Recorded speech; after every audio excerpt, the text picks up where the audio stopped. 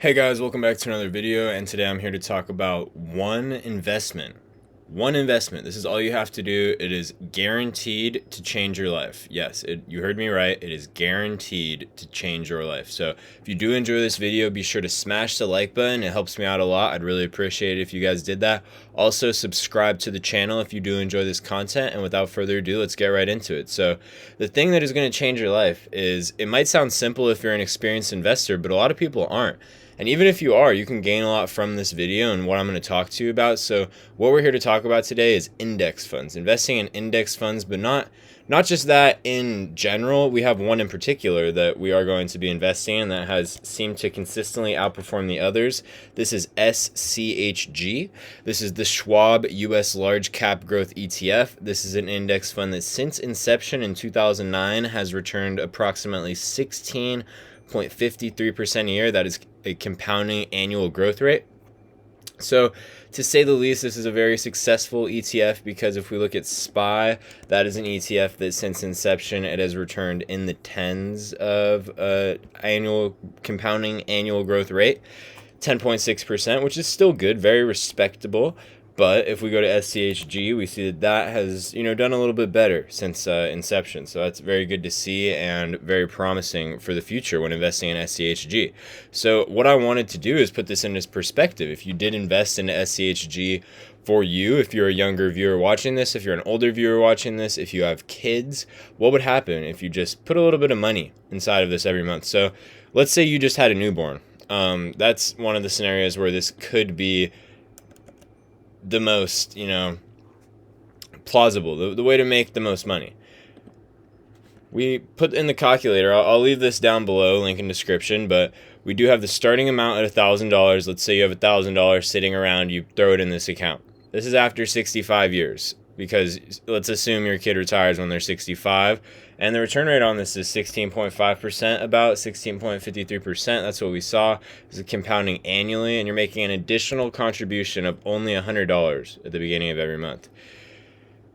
If this happened, 65 years is a long time, so your kid would probably need to start investing as well, that $100 every month. But if this did work out and happen, after 65 years, you'd have $185 million in that account from not even 80,000. So inflation would take a toll on this, but if I had to guess, in 65 years, $185 million is still going to be a decent amount of money. So I take my risk on that. But even if you're not investing for your kid, let's say you're investing for yourself.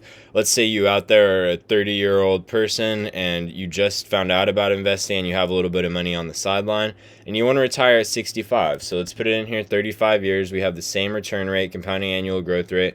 But let's say maybe you want to go a little bit faster. You want to speed up this investing retirement process. If you put in $1,000 during, at the beginning of every month, which isn't that crazy. If you're working in America and you make an average salary of what is, if I'm not mistaken, around between $30,000 and $50,000, which is maybe even on the lower end, you can probably invest $1,000 a month. You are going to need to cut back on expenses.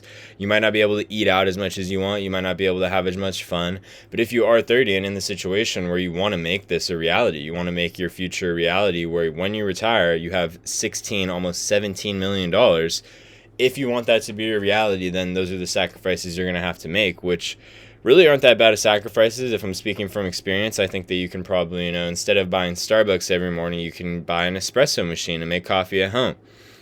You can learn, how to cook better. Maybe that actually adds more value to your life for you and your partner, or just you, and, you learn how to cook and you make dinner, or things like that. There's a lot of things that, look like blessings. They're just blessings in disguise when something happens. So investing this much is not, that crazy. And let's say you make even more, you make $10,000 a month, you put 2,000 of it in the market, then that's 17 million, turns into 33, and so on and so forth. You guys can play around with this calculator in the description. I'll leave it down there for you guys, but this just goes to show the power of compound interest. So Albert Einstein actually said it was man's greatest invention, compound growth. So, just the multitudes and multiples that, it expands at and by in these stocks, in these ETFs, it is insane, because it's almost guaranteed. So it's not guaranteed, but if you look at the long term and what's happened over the long term of the stock market, it's pretty guaranteed. This 10% plus a year is a pretty guaranteed statistic. So if you do look at the stock market like gambling, I suggest that you know, do your own research for sure. Don't believe me. What am I talking about? This is not financial advice, but I have a little bit of experience investing over 5 years. But don't believe me. Go and do your own research and compare gambling to the stock market. Let's see what you find out. Look up the historical returns of the S&P 500, of different ETFs, of different stocks. Let me know what you find out, you know, in that sense, in that regard. If you are making long-term investments and you are buying the asset, you are purchasing a stock, a share of stock in that company. Let me know how, you know, how that compares to gambling, because I would not compare the two at all.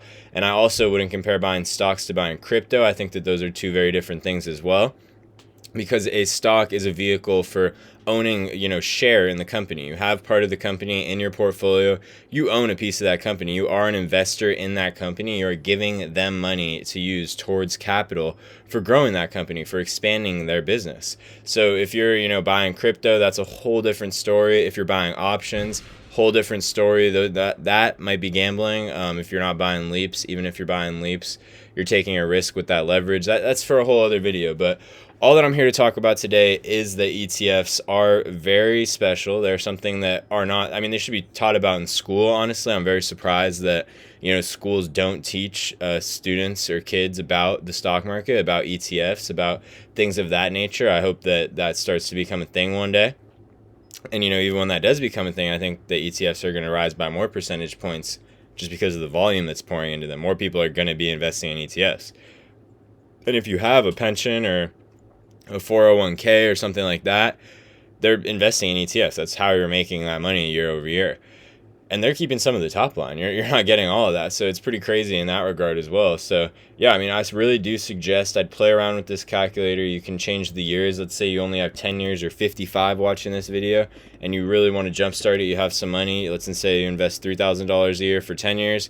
You're still going to have almost $1 million when you retire. You're doubling your money essentially. You know, 1.5xing your money over that 10 years. Maybe you can hold out 15 years, and then at that point you'll have $2 million. That's a fair amount to, you know, have what you want to do with it at that point. So I really do think that there's a lot of routes you can take with this. It doesn't matter how old you are or what stage in life you are, but if you do have kids as well, I'd very much suggest that as well, because look, let's say 18, so your kid just was born. This is a great, you know, strategy for kids. If you do have kids, and if your kids are newly born, and even if they're 1 or 2 or 3 or 5 or 10, I'd start investing for them. Give them some money when they're 18. You can afford to put $100. I mean, no matter what situation you're in, as long as you're not in, you know, death, you know, just squashed by debt, I think you can afford to put $100 to the side every month. So let's say you start off with 1,000.